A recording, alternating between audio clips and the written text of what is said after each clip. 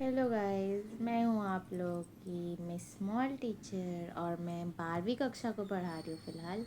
उसके बाद मैं 11वीं वगैरह भी पढ़ाऊँगी और मैं केमिस्ट्री भी पढ़ाती हूँ कभी कभी। तो फिर आज हम लोग का टॉपिक है बायोटेक्नोलॉजी प्रिंसिपल्स एंड प्रोसेसेस।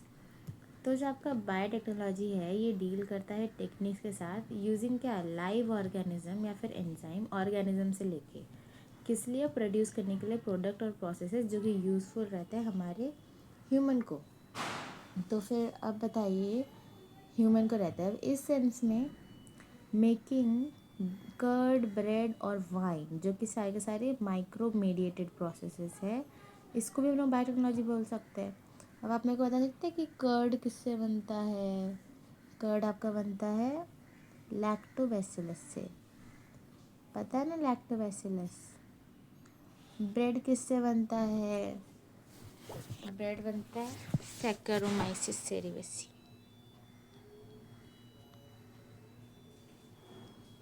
सैक्चारोमाइसिस सेरेवेसी।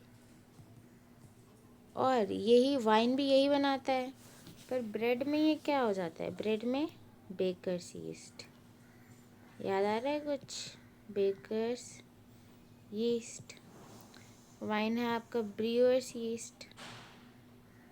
ठीक है, ऐसे लिख लीजिए। तो आप जब ये वाला चैप्टर पढ़ेगा ना, सेकंड चैप्टर इंटरलिंक्ड है, तो फिर आपको इंटरलिंक पता चला जाएगा ना, तो फिर आप पढ़ सकते हैं इजीली। हाउएवर ये यूज रहता है एक रेस्ट्रिक्टेड सेंस में आजकल to refer to such of those processes जो कि हम जेनेटिकली मॉडिफाई ऑर्गेनिज्म। याद है जीएमओ, हमने जीएमओ भी पढ़ा था पिछले चैप्टर में। तो फिर जीएमओ हम लोग यही चीज़ हम लोग अचीव करते हैं, सेम थिंग लेकिन एक लार्जर स्केल में। और फर्दर ठीक है, तो यहाँ पे in vitro fertilisation leading to test tube baby. In vitro मतलब कहाँ पे हो रहा है फर्टिलाइजेशन, एक्सटर्नल फर्टिलाइजेशन, जिससे कि एक टेस्ट ट्यूब बेबी बनता है। और सिंथेसाइज करते हैं एक जीन को यूजिंग इट, डेवलपिंग एक डीएनए वैक्सीन करते हैं, या फिर हम लोग करेक्ट कर रहे हैं एक डिफेक्टिव जीन को। अच्छा, हम लोग जब करेक्ट करते हैं एक डिफेक्टिव जीन को उसको क्या बोलते हैं हम लोग, जीन थेरेपी। ये भी पढ़ा था अभी। तो फिर सारे का सारे क्या है, पार्ट ऑफ बायोटेक्नोलॉजी है। तो अब हम आ जाते हैं जो यूरोपियन फेडरेशन बायोटेक्नोलॉजी है, ईएफबी बोलते हैं इसको।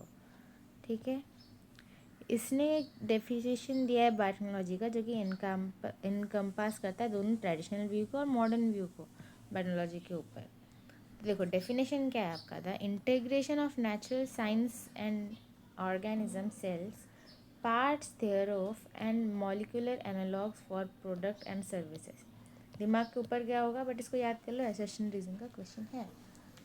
तो फिर अब क्या आप लोगों को इसका इसका मैं आप लोगों को प्रोसीजर बता देती हूँ कि ये आपका ना मतलब कि आरडीएनए कैसे बनता है। ठीक है, तो फिर देखिए यह वाला आपको लाइन समझ नहीं आया होगा। तो देखिए आपका यहाँ पे एक प्लाज्मिड है।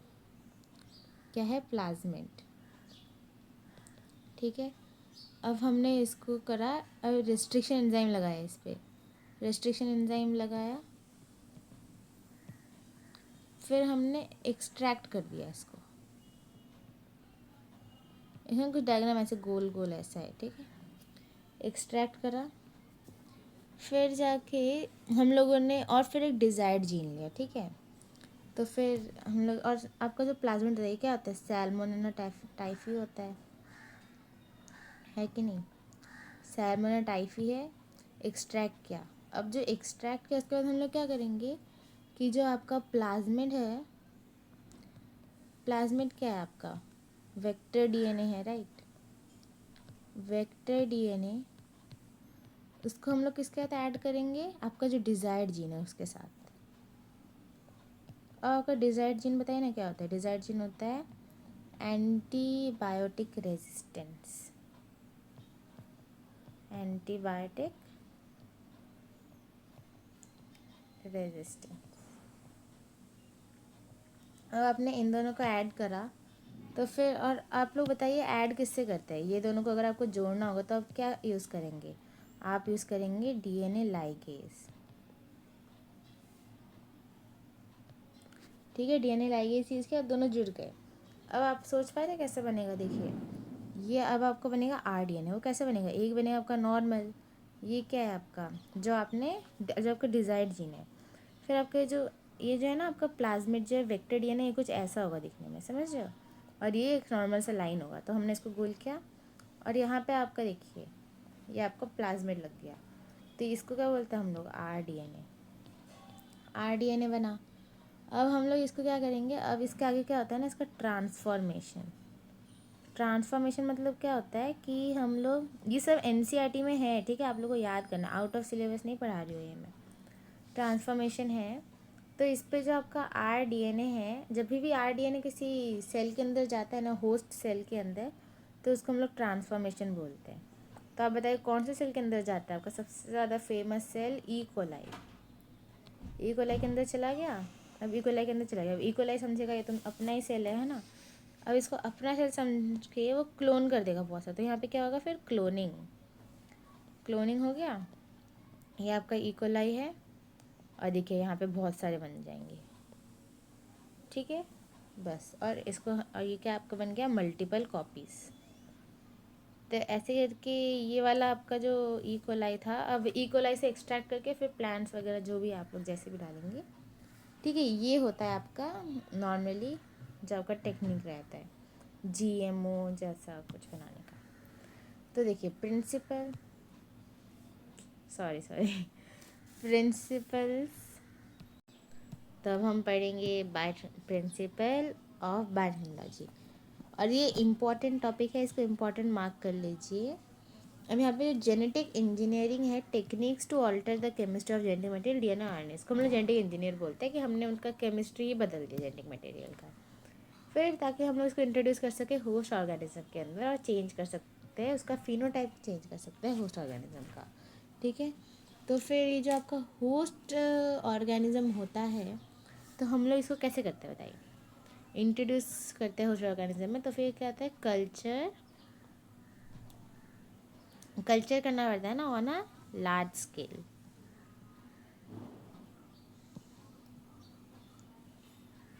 ठीक है। हम आ जाते हैं मेंटेनेंस, ठीक है, ये है मेंटेनेंस ऑफ, इसका एक टॉपिक था, पता नहीं वो टॉपिक कहाँ चला गया। इधर होता है बायो प्रोसेस इंजीनियरिंग, ओके। ये जो है ना आपका बायो प्रोसेस इंजीनियरिंग का पैराग्राफ है, वो टॉपिक कहाँ फेंक दिया इन लोगों ने, नो आइडिया, ठीक है। तो जो मेंटेनेंस ऑफ स्टेराइल और माइक्रोबियल कंटामिनेशन फ्री, स्टेराइल का मतलब क्या होता है? माइक्रोबियल कंटामिनेशन फ्री एम्बियंस, एक केमिकल इंजीनियरिंग प्रोसेस में इनेबल करता है ग्रोथ सिर्फ डिज़ायर्ड माइक्रोब या फिर यूकैरियोटिक सेल का लार्ज क्वांटिटीज़ में मैन्युफैक्चर करने के लिए बायोटेक्नोलॉजिकल प्रोडक्ट जैसे कि एंटीबायोटिक, वैक्सीन और एंजाइम, ओके। हम लोग आ जाते हैं कि जो advantages of sexual reproduction over asexual reproduction, बताइए कौन क्या एडवांटेज है? ये जो आपका सेक्सुअल होता है ना, सेक्स, इधर एडवांटेजेस में आपका क्या है कि सेक्सुअल में आपका वेरिएशन आता है। वेरिएशन से क्या होता है? न्यू स्पीशीज़ बन जाता है। न्यू स्पीशीज को बनना क्या बोलते हैं? स्पीशिएशन, याद है? तो फिर जो फॉर्मर है वो प्रोवाइड करता है अपॉर्चुनिटी फॉर वेरिएशन, ठीक है। फॉर्मर मतलब जो आगे वाला, आगे वाला कौन है आपका? सेक्सुअल रिप्रोडक्शन में पहले बोला है, तो जो फॉर्मर है वो प्रोवाइड करता है अपॉर्चुनिटी, वेरिएशन और formulation, unique combination of genetic setup के लिए, जो कि बेनिफिशियल होता है ऑर्गेनिज्म के लिए एज वेल एज पॉपुलेशन के लिए। अब जो एसेक्सुअल रिप्रोडक्शन होता है ये प्रिजर्व करता है जेनेटिक इन्फॉर्मेशन, और जो सेक्सुअल रिप्रोडक्शन होता है ये परमिट करता है वेरिएशन, है ना। तो जो ट्रेडिशनल हाइब्रिडाइजेशन प्रोसीजर है यूज़ होता है, जो कि प्लांट्स में और एनिमल ब्रीडिंग में काफ़ी ऑफन, इससे एक इंक्लूजन होता है और मल्टीप्लिकेशन होता है अनडिज़ायरेबल जीन का। मतलब कि जो आपका अनडिज़ायरेबल जीन है with desired gene, desired gene का भी होता है। इंक्लूजन मतलब कि डालना, हम लोग एक्सक्लूजन मतलब क्या होता है? निकाल देना, तो इंक्लूजन मतलब डालना, ठीक है। और मल्टीप्लिकेशन मतलब मल्टीप्लाई करना, तुमने डाला और मल्टीप्लाई किया, तो वही। तो जो टेक्निक्स है जेनेटिक इंजीनियरिंग का, जो कि इंक्लूड करता है क्रिएशन ऑफ रिकॉम्बिनेंट DNA, ये यूज़ क्या क्या करता है? जीन क्लोनिंग और जीन ट्रांसफ़र। तो फिर आपका जीन क्लोनिंग है, जीन क्लोनिंग का मतलब क्या होता है? बताइए बताइए बताइए। जीन क्लोनिंग का मतलब होता है फॉर्मेशन ना, आपको हर एक वर्ड का मतलब पता होना चाहिए अच्छे से। Formation of multiple copies of recombinant DNA. सही बात है कि नहीं? अब आ जाते हैं जीन ट्रांसफ़र। जीन ट्रांसफ़र हम लोग किस पे करते हैं? होस्ट में, होस्ट के अंदर करते हैं कि नहीं जीन ट्रांसफ़र? तो वही, इससे क्या होता है ना, ओवरकम करता है इस लिमिटेशन को, हमको अलाउ करता है आइसोलेट और इंट्रोड्यूस सिर्फ जो हमारे सेट ऑफ डिज़ायरेबल जीन है विदाउट इंट्रोड्यूसिंग अनडिज़ायरेबल जीन हमारे टारगेट ऑर्गेनिज्म के अंदर। अब यहाँ पे डू यूनिट छोड़ो, हम लोग आते हैं fate of a piece of DNA which is somehow transmitted an alien organism. एक पीस ऑफ डीएनए जो एक एलियन ऑर्गेनिज्म में चला गया तो क्या करेगा बताओ? तो देखो मोस्ट लाइकली क्या होगा, जो पीस ऑफ डीएनए है ना, ये मल्टीप्लाई नहीं कर पाएगा खुद को उस प्रोजेनी सेल में ऑर्गेनिज्म के, लेकिन जब वो इंटीग्रेट होता है उस जीनोम के अंदर, रेसिपेंट के जीनोम में अगर वो जुड़ गया तो फिर वो मल्टीप्लाई कर सकता है और इनहेरिट कर सकता है होस्ट डीएनए के साथ। ये इसलिए होता है कि जो एलियन पीस है डीएनए का, ये एक पार्ट हो जाता है आपके क्रोमोसोम का, है ना, वो जुड़ गया, देखिए इंटीग्रेट, और इसके पास एबिलिटी होता है रेप्लिकेट करने का। तो एक क्रोमोसोम में एक स्पेसिफिक डीएनए सीक्वेंस है जिसको हम लोग बोलते हैं origin of replication. Origin of replication को हम लोग क्या बोलते हैं? ऑरआई। ओके, जो कि रिस्पॉन्सिबल होता है इनिशिएटिंग रेप्लिकेशन के लिए। देयरफॉर प्रोसेस ऑफ मल्टीप्लिकेशन के लिए किसी भी एलियन पीस ऑफ डीएनए का ऑर्गेनिज्म में उसको एक पार्ट होना पड़ेगा एक क्रोमोसोम का, जिसका कि एक स्पेसिफिक सीक्वेंस होगा, और उसको हम लोग बोलते हैं ऑरिजिन ऑफ रेप्लिकेशन। दस एक आपका जो एलियन डीएनए है वो एक एलियन डीएनए लिंक्ड रहता है ओरिजिन ऑफ रेप्लिकेशन से, ऐसे कि जो एलियन पीस ऑफ डीएनए है ना, ये रेप्लिकेट कर सकता है और ख़ुद को मल्टीप्लाई कर सकता है होस्ट ऑर्गेनिज्म के अंदर। तो फिर, और ये जो है इसको हम लोग क्या बोलते हैं? क्लोनिंग, या फिर making multiple identical copies of any template DNA. ये आपका क्लोनिंग का डेफिनेशन है। ओके, अब आपको पता है कि अच्छा, आपका जो फर्स्ट आर डीएनए है वो आपका था जीन जो कि एंटीबायोटिक रेजिस्टेंट जीन था, फर्स्ट रिकॉम्बिनेंट डीएनए जो आपका था। ठीक, लिखना है तो लिखिए, वरना कोई बात। देखिए, लेट अस नाउ फोकस करते हैं, ठीक है, थोड़ा सा अच्छे से पढ़ते हैं अभी। तो यहाँ पे जो construction of the first recombinant DNA emerge हुआ possibility of linking a gene encoding a antibiotic reaction with a native plasmid automatically replicating circular extracellular typharium। तो फिर देखिए, इस पे नहीं ऐसा बोलते कि आपका जो फर्स्ट रिकॉम्बिनेंट डीएनए बना था ना, ये पॉसिबली ऐसा बनना होगा कि लिंक करा होगा एक जीन एनकोडिंग जो कि एंटीबायोटिक रेजिस्टेंस होगा, उसको एक नेटिव प्लाज्मिड के साथ बना के जोड़ के, ठीक है, जो मैंने आपको फर्स्ट में प्रोसेस दिखाया था वैसे। तब देखिए यहाँ पे ना प्लाज्मिड का आपको एग्जांपल दिया हुआ है। प्लाज्मिड किसका है? आपका सैल्मोनेला टाइफिका, ठीक है। तो फिर अच्छा, तो फिर हम लोग यहाँ पे लिख सकते हैं कि आपका जो फर्स्ट आरएनए था, आरडीएनए था, फर्स्ट आरडीएनए में आपका जीन कौन सा था? Antibiotic resistant gene.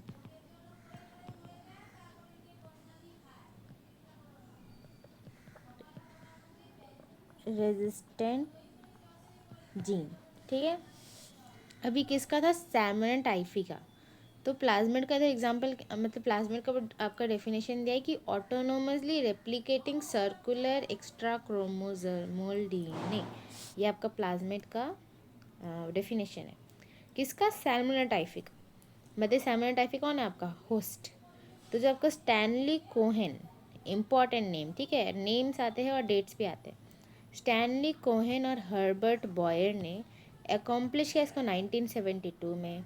कैसे किया? आइसोलेट किया उन्होंने एंटीबायोटिक रेजिस्टेंट जीन को, कट आउट किया एक पीस ऑफ डीएनए प्लाज्मिड से जो कि रिस्पॉन्सिबल था कन्फर करने के लिए एंटीबायोटिक रेजिस्टेंस। आपका जो कटिंग ऑफ डीएनए है स्पेसिफिक लोकेशन में, ये पॉसिबल हुआ discovery of so called molecular scissor से। आप लोग डीएनए किससे काटते हैं? मॉलिकुलर सीजर से। इम्पॉर्टेंट क्वेश्चन कि मॉलिकुलर सीजर किसको बोलते हैं हम लोग? रिस्ट्रिक्शन एंजाइम, डीएनए लाइगेज, क्या है इसका आंसर? डीएनए लाइगेज मतलब रेस्ट्रिक्शन एंजाइम है ना। तो फिर आपका जो रेस्ट्रिक्शन एंजाइम है ये आपका होता है मॉलिक्यूलर सीजर, लिखा हुआ है, चलो थोड़ा मेरे को लिखने की जरूरत नहीं है। ये क्या करता है आपका रेस्ट्रिक्शन एंजाइम का ना और एक काम है, पता है, ये सिर्फ काटने में ही काम नहीं आता, ये और एक काम में आता है, वो है रेस्ट्रिक्ट्स द ग्रोथ, मेरी हैंड राइटिंग का तो मैं क्या ही बोलूँ, restrict the growth of bacteriophage in bacteria.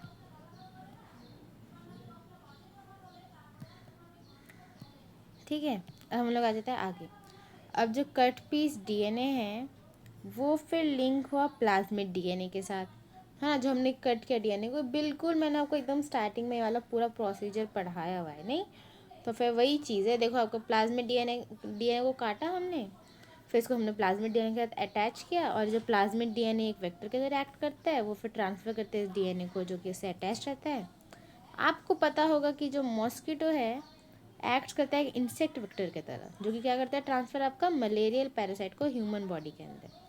Same way एक प्लाज्मिड भी यूज़ कर सकते हैं एक वेक्टर की तरह, ताकि हम लोग डिलीवर कर सकते हैं एक एलियन पीस को डीएनए का होस्ट के अंदर। तो जो linking of antibiotic resistant gene होता है प्लाज्मिड वेक्टर के साथ, ये पॉसिबल हुआ क्योंकि जो एंजाइम डीएनए लाइगेज है जो कि कट डीएनए मॉलिक्यूल में एक्ट करता है और जॉइन करता है उसके एंड्स को, ये ना कुछ न्यू कॉम्बिनेशन बनाता है सर्कुलर ऑटोनॉमसली रेप्लिकेटिंग डीएनए का, जो कि क्रिएट होता है इन विट्रो, और इसको हम लोग बोलते हैं रिकॉम्बिनेंट डीएनए। जब ये डीएनए ट्रांसफ़र होता है ई कोलाई में, एक बैक्टीरियम क्लोजली रिलेटेड होता है जो कि सैल्मोनेला के साथ, ये रेप्लिकेट करता है यूजिंग क्या, न्यू होस्ट का डीएनए पॉलीमरेज एंजाइम, और बहुत सारे कॉपी बनाता है ना, मैंने सब पढ़ा है स्टार्टिंग में, सेम सेम वही चीज़। तो फिर क्या बनता है आपका सर्कुलर ऑटोनॉमसली रेप्लिकेटिंग डीएनए, इसको याद रखिए। अच्छा, हाँ, तो यहाँ पे आपको डीएनए लाइगेज दिख रहा है, डीएनए लाइगेज क्या करता है, जोड़ता है, बट ये कैसे जोड़ता है, कभी आपने सोचा है कैसे जोड़ता है, बताइए। ये क्या करता है, आपका फॉर्म करता है फॉस्फोडाइएस्टर, फॉस्फोडाइएस्टर लिंकेज कैसे करता है बताइए ना, बाय स्पेंडिंग, क्या क्या स्पेंड करके आप फॉस्फोडाइएस्टर लिंकेज बना सकते हैं, एटीपी। ओके, जोड़ना क्या है, एनर्जी कंज्यूमिंग प्रोसेस है।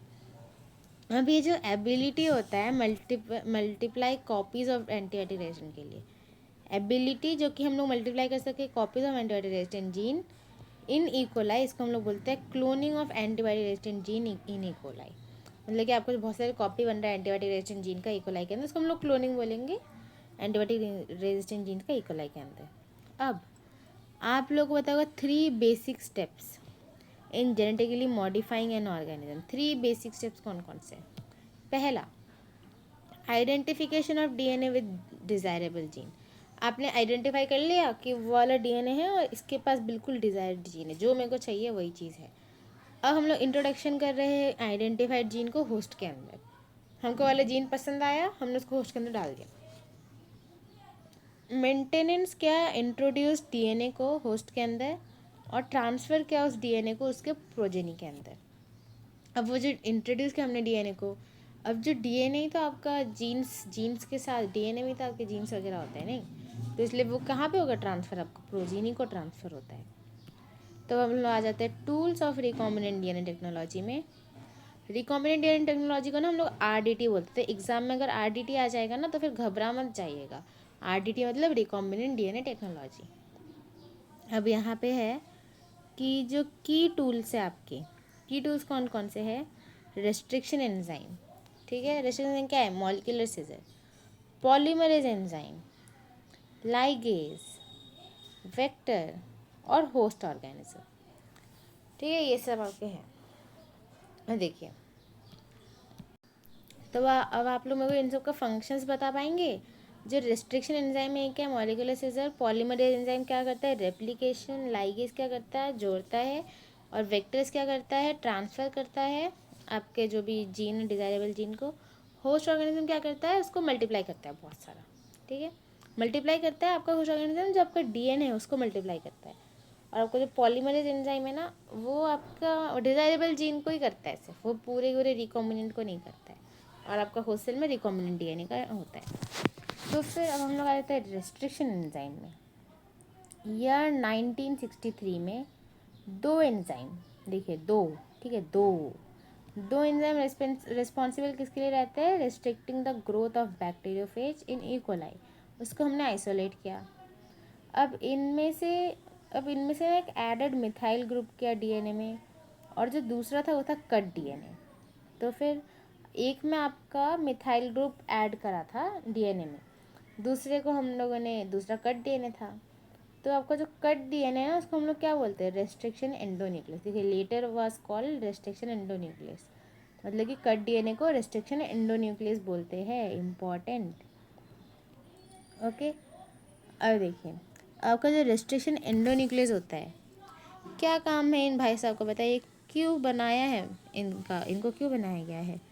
देखिए इनको बनाया गया है क्योंकि ये ब्रेक करता है, क्या ही ब्रेक करिएगा बताइए, जब डीएनए लाइगेज ने जो बनाया है उसका उल्टा काम करता है।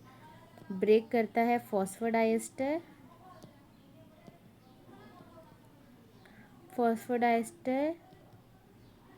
लिंकेज विद इन डीएनए, ये ब्रेक करता है, ठीक है। अब अच्छा, वन ऑफ द सारे मिथाइल ग्रुप टू डीएनए, मैं सोच रही हूँ कि आप लोग ये भी लिख दीजिए, मिथाइल ग्रुप टू डीएनए का मतलब क्या हुआ आपका। अच्छा इस तरफ लिखते हैं, यहाँ पे फिट नहीं आएगा। ये ना किसके थ्रू होता है, डीएनए मिथाइलेज, डीएनए मिथाइलेज का यूज़ होता है यहाँ पे। और डीएनए मिथाइलेज क्या करता है, डीएनए प्लस CH3, डीएनए के साथ मिथाइल ऐड कर दिया। अब जो आपका फर्स्ट रेस्ट्रिक्शन एंडोन्यूक्लियस क्या था आपका, हिंद 2। इम्पॉर्टेंट पॉइंट क्वेश्चन आता है। तो फर्स्ट रेस्ट्रिक्शन एंडोन्यूक्लियस क्या है आपका, हिंद 2, जिसका कि फंक्शनिंग डिपेंड करता था एक स्पेसिफिक डीएनए में और न्यूक्लियोटाइड और डीएनए न्यूक्लियोटाइड सीक्वेंस में, जो कि आइसोलेट किया गया था और कैरेक्टराइज करा गया था 5 साल बाद, ठीक है ना। ये भी पूछ सकते हैं। ये हमको मिला था कि जो हिंद 2 है ना, ये हमेशा कट करता है डीएनए को मॉलिक्यूल्स एक पर्टिकुलर पॉइंट में, और वो रिकॉग्नाइज करता है एक स्पेसिफिक सीक्वेंस। उसका सीक्वेंस क्या है, 6 बेस पेयर। अब जहाँ पे काटता है ना, तो फिर उसको क्या बोलते हैं, जहाँ पे आप काटोगे ना किसी भी डीएनए को, तो उसको हम लोग बोलते हैं रिकॉग्निशन सीक्वेंस। तो जो स्पेसिफिक बेस सीक्वेंस था, इसको हम लोग बोलते हैं रिकॉग्निशन सीक्वेंस। और हिंद 2 का क्या था recognition sequence, 6 base pair. Besides Hind 2 आज के ज़माने में हमको 900 रेस्ट्रिक्शन एंजाइम पता है, 900 इम्पॉर्टेंट। और इसको हम लोगों ने आइसोलेट किया है 230 स्ट्रेन से ऑफ बैक्टीरिया, जिसमें से कि हर एक रिकॉग्नाइज करता है अलग अलग रिकॉग्निशन सीक्वेंस पे, ठीक है, इम्पॉर्टेंट है।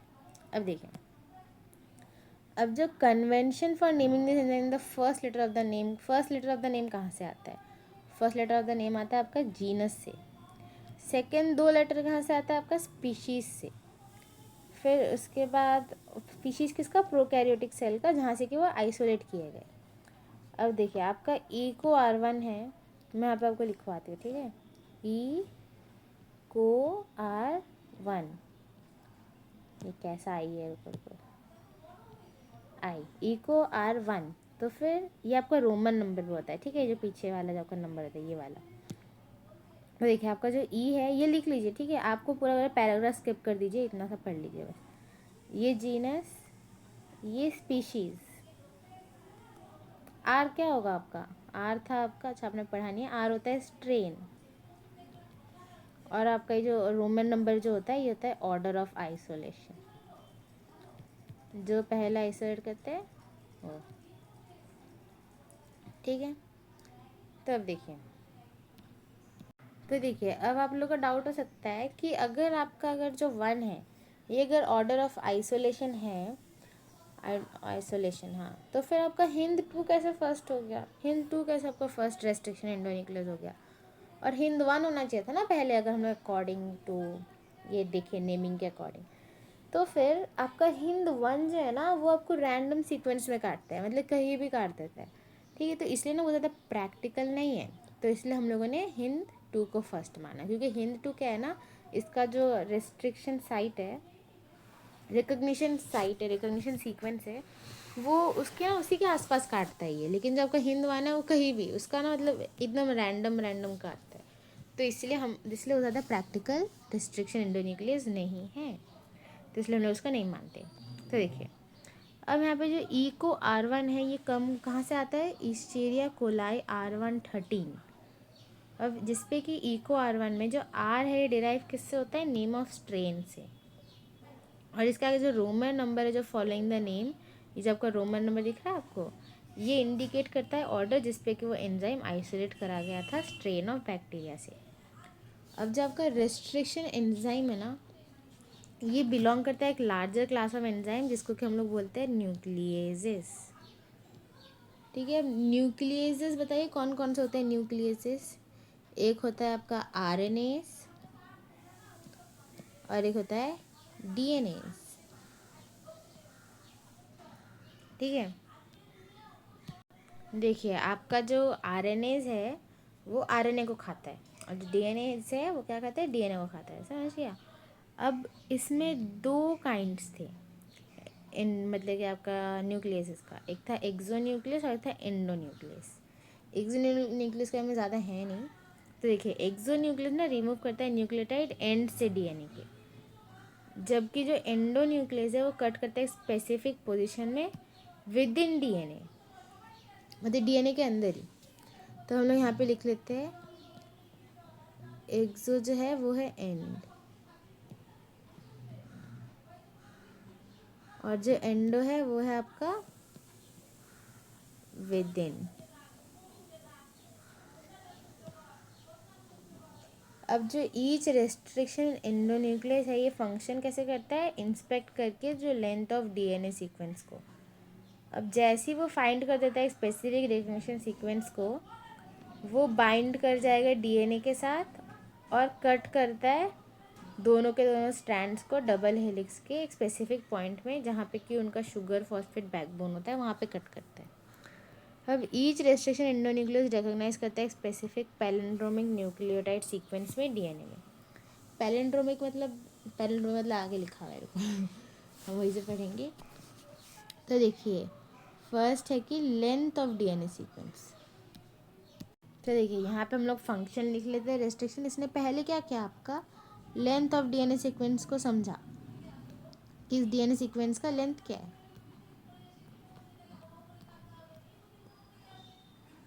Length of DNA sequence.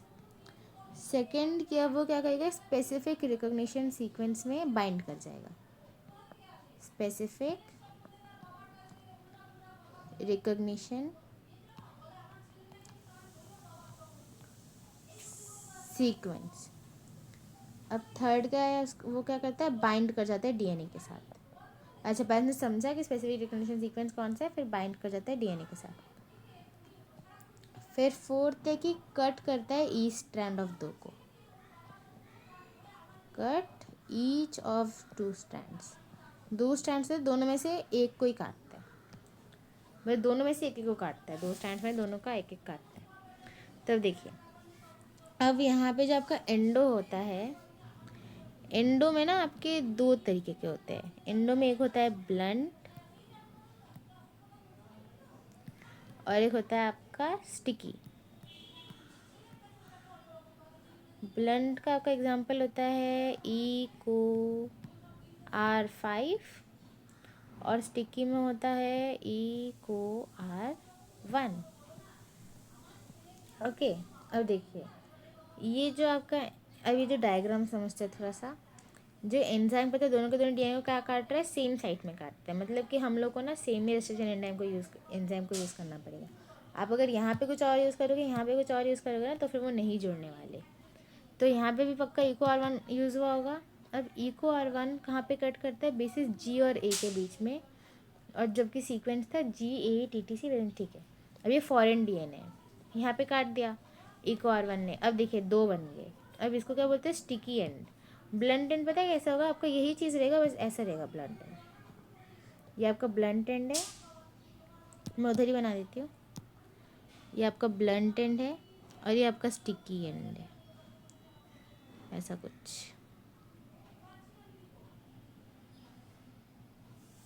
ठीक है, ये आपका स्टिकी एंड है और ये आपका ब्लंट एंड होता है। तो ये आपको स्टिकी एंड दिख रहा है, ये आपका स्टिकी एंड है। अभी डीएनए फ्रैगमेंट ज्वाइन कर जाते हैं स्टिकी एंड में। अब खुद से ज्वाइन कर जाते हैं क्या? नहीं, आपको यहाँ पे डीएनए लाइगेज लगाना पड़ता है।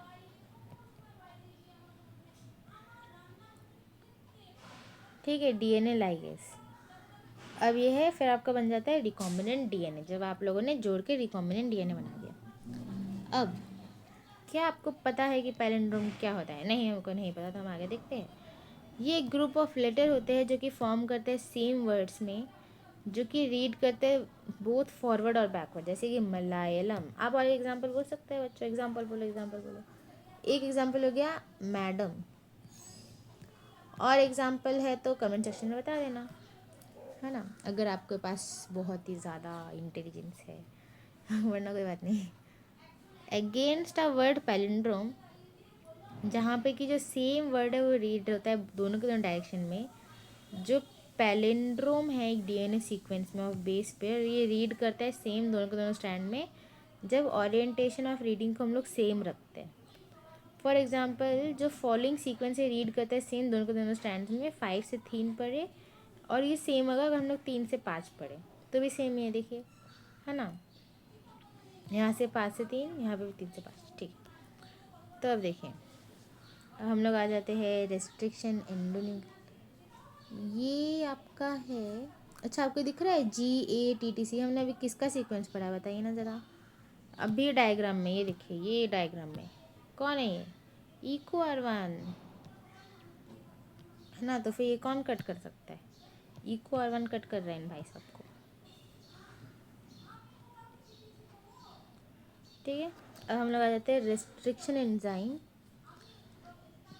कट करता है स्ट्रैंड्स को ऑफ डीएनए थोड़ा सा दूर सेंटर ऑफ पैलिंड्रोम साइट से, लेकिन between the same two bases on the opposite strand ये लीव करता है एक सिंगल स्टैंडर्ड पोर्शन एंड में, ठीक है ना। ये हमने देखा ना स्टिकी एंड में।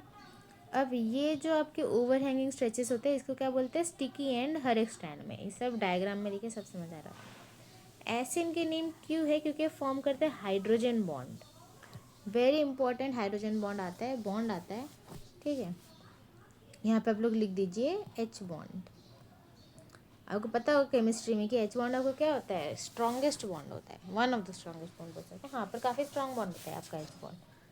उसको वो किसके साथ बनाता है? इसके कॉम्प्लीमेंट्री कट काउंटर पार्ट के साथ। और जो स्टिकीनेस है एंड का, ये फैसिलिटेट करता है action of enzyme DNA ligase को। अब जो रेस्ट्रिक्शन एंडोन्यूक्लियस होता है जो कि यूज़ होता है जेनेटिक इंजीनियरिंग में, ये फॉर्म करता है रिकॉम्बिनेंट मॉलिक्यूल ऑफ डीएनए, जो कि कंपोज होता है डीएनए फ्रॉम डिफरेंट सोर्सेस या फिर जीनोम। जब हम लोग कट करते हैं सेम रेस्ट्रिक्शन एंजाइम में, तो फिर जो रिजल्टेंट डीएनए फ्रेगमेंट होता है उसका same kind of sticky and होता है, तभी जाके वो जॉइन हो सकते हैं एंड से एंड यूजिंग क्या? DNA ligase. लिखवाया था मैंने भी थोड़ी देर पहले डायग्राम में। तो देखिए, आप आज जो सेम काटेंगे ना सेम रेस्ट्रिक्शन एंजाइम से, तभी कटेगा रेस्ट्रिक्शन एंडोन्यूक्लियस जो भी बोलो, तभी मतलब कि जुड़ेगा, क्योंकि उनका सेम एंडिंग होगा। एक सीजर आपका जिग जैग वाला है, एक सीजर ऐसे काटता है, एक सीजर ऐसे काटता है, एक सीजर ऐसे काटता है। क्या ये इसका जुड़ पाएगा? नहीं। क्या ये इसका जुड़ पाएगा? नहीं। कोई भी जुड़ पाएगा क्या इनमें से? कोई भी दो। अगर तुम ऐसे वाले दो लाओगे तो ही जुड़ेगा ना, ऐसे वाले दो लाओगे तो जुड़ेगा, ऐसे वाले दो लाओगे तो जुड़ेगा, ऐवे ही नहीं जुड़ता, ठीक है, ठीक है। तो फिर हम लोग आ जाते हैं यहाँ पे आपका फॉरेन डीएनए। तो फॉरेन डीएनए क्या बोलते हैं हम लोग? फॉरेन डीएनए को और एक चीज़ बोलते हैं, वो है आपका पैसेंजर डीएनए। और आपको जो वेक्टर डीएनए होता है, इसको हम लोग बोलते हैं जीन टैक्सी,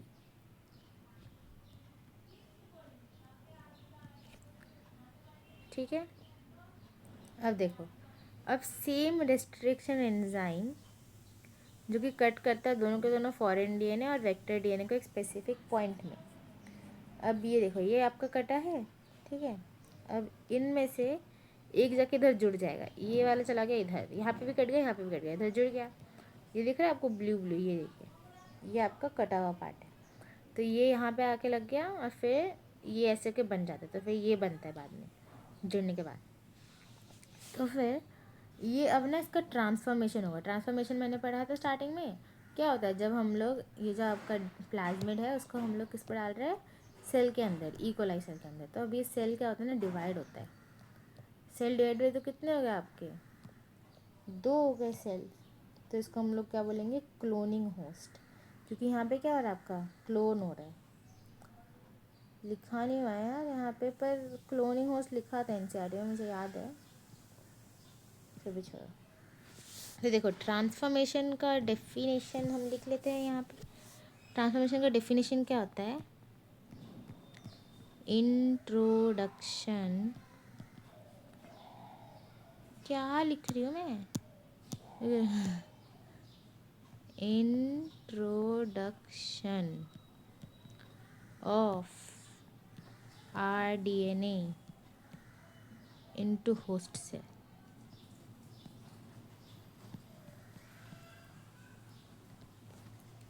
अरे ठीक है, तो फिर अब यहाँ तक काफ़ी है। और आपने रियलाइज़ किया होगा कि नॉर्मली अनलेस एक बंदा कट करता है वेक्टर और जो सोर्स ऑफ डीएनए है सेम रेस्ट्रिक्शन एंजाइम के थ्रू, जो रिकॉम्बिनेंट वेक्टर या फिर मॉलिक्यूल वो क्रिएट नहीं हो सकता। अब जो कटिंग ऑफ डीएनए है बाय रेस्ट्रिक्शन एंडोन्यूक्लियस, इससे क्या होता है, रिजल्ट होता है फ्रेगमेंट में डीएनए का। अभी जो फ्रेगमेंट होता है ये सेपरेट कर सकते हैं एक टेक्निक के थ्रू, जिसको बोलते हैं हम लोग जेल इलेक्ट्रोफोरेसिस। सिंस जो डीएनए फ्रेगमेंट है ये नेगेटिवली चार्ज होता है, डीएनए फ्रेगमेंट कौन सा चार्ज होता है, नेगेटिवली चार्ज, हमने पढ़ा है राइट। तभी उसको हिस्टोन पकड़ के रख पाता है, पॉजिटिवली चार्ज बेस पेयर। ठीक है, न्यूट्रली चार्ज मॉलिक्यूल उसको हम लोग सेपरेट कर सकते हैं, forcing them to move towards the anode. Negative charge किसके पास जाता है, एनोड मतलब पॉजिटिव जो आपका रॉड होता है, तो ये जाएगा एनोड के पास एक इलेक्ट्रिक फील्ड के अंदर, एक मीडियम के थ्रू या फिर मैट्रिक्स के थ्रू। नाउअडेज जो मोस्ट कॉमनली यूज्ड मैट्रिक्स है वो है आपका एगारोज, जो कि एक नेचुरल पॉलीमर है जो कि एक्सट्रैक्ट होता है सीवीड से। इम्पॉर्टेंट, अब जो डीएनए फ्रैगमेंट है ना ये सेपरेट या फिर रिजॉल्व करता है उसके साइज़ के थ्रू, इसको हम लोग बोलते हैं सीविंग इफेक्ट के through by agarose gel. Sieving का मतलब, सीविंग इफेक्ट को आप लोग पता है क्या बोल सकते हैं, छन्नी इफेक्ट बोल दीजिए, छन्नी इफेक्ट। सीविंग मतलब कि छन्नी इफेक्ट, जब बड़े बड़े वाले वो रह जाएंगे और छोटे छोटे वाले नीचे गिर जाएंगे। और हेंस जो स्मॉलर फ्रैगमेंट साइज है जितना तो वो दूर जाता है ना, जितना तो जो आपका छोटा वाला है वो जल्दी पहुंचेगा कि आपका मोटा वाला जल्दी पहुंचेगा, जो छोटा वाला होगा पतला वाला होगा वही पहुंचता है ना जल्दी, है ना। तो देखिए वेल्स में क्या होता है ना, आपका लॉजिंग ऑफ डीएनए, यहाँ पे डीएनए रहते हैं फ्री में ही। डीएनए का चार्ज क्या होता है, नेगेटिव। फिर हम लोग डीएनए को क्या करते हैं, फ्रेगमेंट्स बनाते हैं इसके, डीएनए फ्रेगमेंट्स बनाते हैं कि नहीं।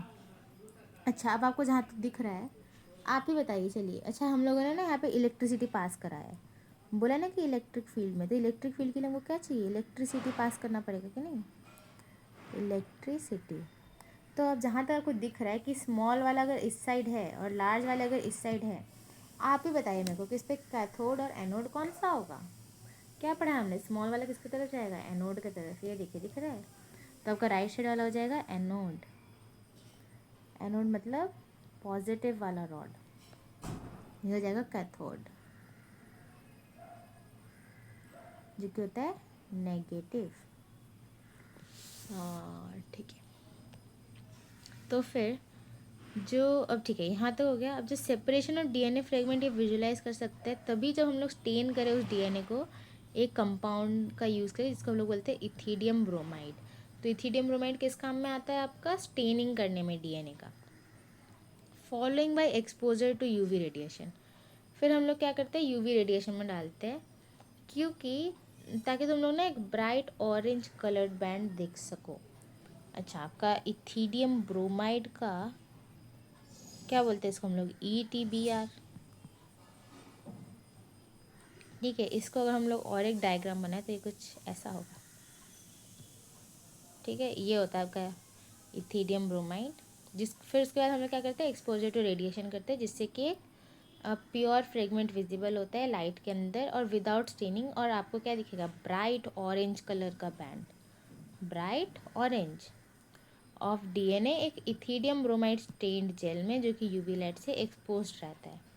अब जो सेपरेटेड बैंड्स होता है डीएनए का, ये कट आउट होता है एगरोस जेल से और एक्सट्रैक्ट करते हैं हम लोग जेल पीस से। अब इसको हम लोग क्या बोलते हैं, इल्यूशन। इस स्टेप को हम लोग इल्यूशन बोलते हैं, कि जब हम लोग उसको निकालते, जब हम लोग बड़े वाले पीस को रखते हैं, समझ रहे, वैसे जब हम लोग अलग करते हैं। तो जो डीएनए फ्रैगमेंट्स को हम लोग इसी तरीके से प्यूरिफाई करते हैं और यूज़ करते हैं कंस्ट्रक्शन करने में रिकॉम्बिनेंट डीएनए का, और उसको ज्वाइन करके क्लोनिंग वेक्टर्स के साथ, क्लोनिंग वेक्टर्स के साथ ज्वाइन करते हैं। अब हमको क्लोनिंग वेक्टर में पढ़ना तो पड़ेगा, तो क्लोनिंग वेक्टर पढ़े कि कल के लिए छोड़ देते हैं, कल के लिए छोड़ देते हैं क्लोनिंग वेक्टर, ठीक है। क्लोनिंग वेक्टर नेक्स्ट पार्ट में। तो ठीक है, आज के लिए इतना ही, तब तक के लिए बाय गाइस।